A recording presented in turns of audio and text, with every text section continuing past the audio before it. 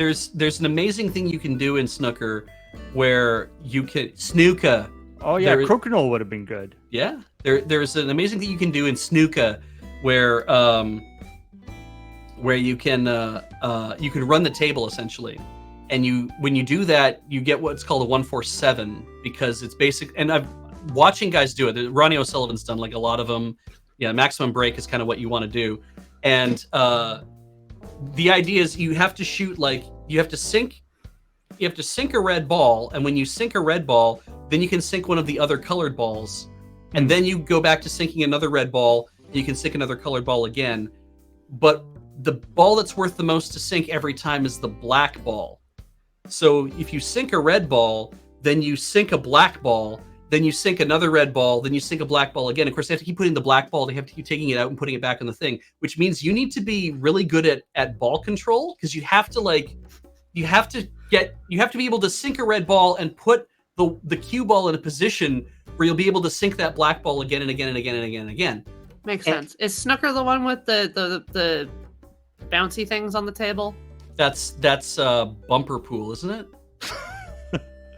So is snooker closer to billiards, but the balls are different colors? Yes, and also the table is much larger and the cues are much longer. Why? Yeah.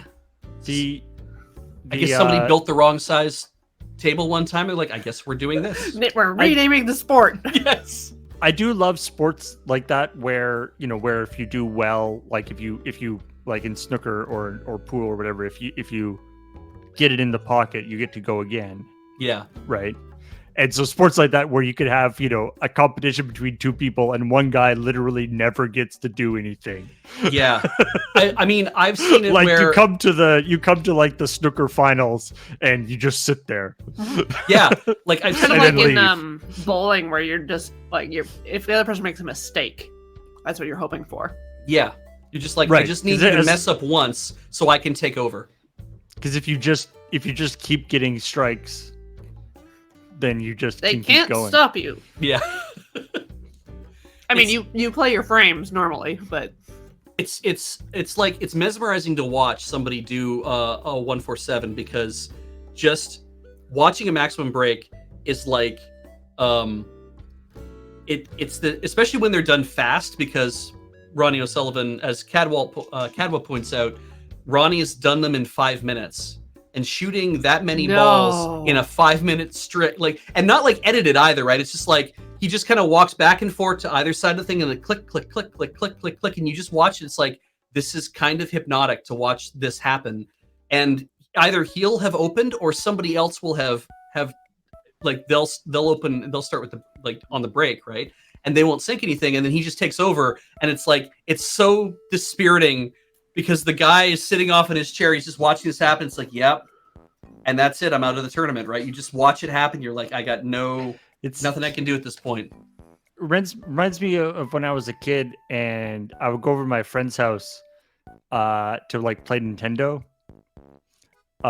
and you played like Mario or whatever, and it was like you play until you die, right? Or like you play, and so I would like play, and I would get through like maybe one level or 1.5 levels, and then he would just beat the game. Like, that was fun, I guess. Because he owned it, so he was a lot better at it. Yeah. Ronnie did somebody brought this one up where they do prizes if you get a maximum break, as addition to what's going on. If you the first person to score maximum break, or I think everybody who does, maybe it's just the first person at an event.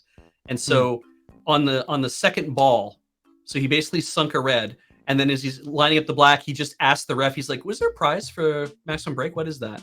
And he was told whatever it was, like 1,000 pounds or 10,000 pounds or whatever. He's like, all right. And he goes ahead and he does a 1-4-7. And it's just like, that's confidence to just be like and if there wasn't going to be a prize, he would just be like, it's not worth it then.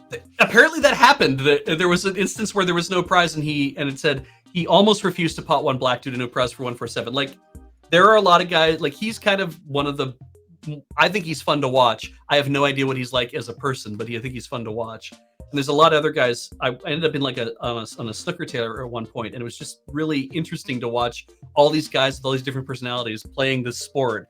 and all having like a different way that they interact with the board and with each other, and they're all like they're always in the tournaments with each other, and it's like, yeah, it's wild. Anyway, the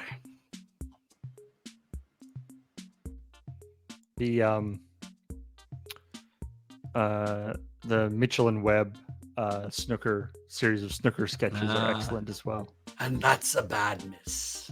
Yeah.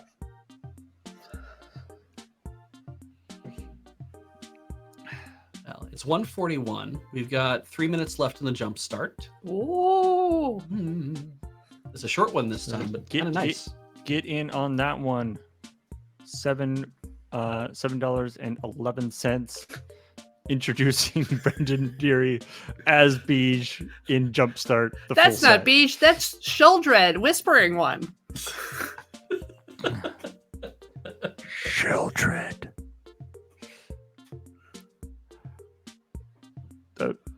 Which, considering that her entire torso is an enormous mouth, I don't know. Maybe she probably doesn't whisper that quietly. I was not paying that much attention to the to the art on the cards. She's like bonded with this giant spider thing. It's cool. Oh no, people think we say snooker weird. Yeah. Snooker? That's fun. We don't usually have an accent. Yeah. Snooker? Snooker. Yeah, people don't make fun of the way we say words. Snooker. Snooker. Snooker.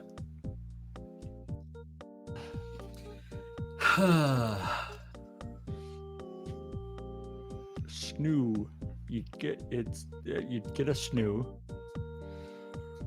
And then a car. Right. Put the snoo in the car. Right. Generic account name just ran into trouble because they tried to talk about Judd Trump, who is a professional snooker player who is also very, very good too. Yeah. There's an assortment of names that are a little bit awkward these days. I feel bad for him. It's better now, but for a while, just trying to, like, every once in a while I'll look on like our Discord or somewhere, or things will tag me when it says like Paul in the name. And it's a little better now, but for a while, there were a lot of Pauls, both in politics and in popular culture, that I did not want to be associated with. Yeah.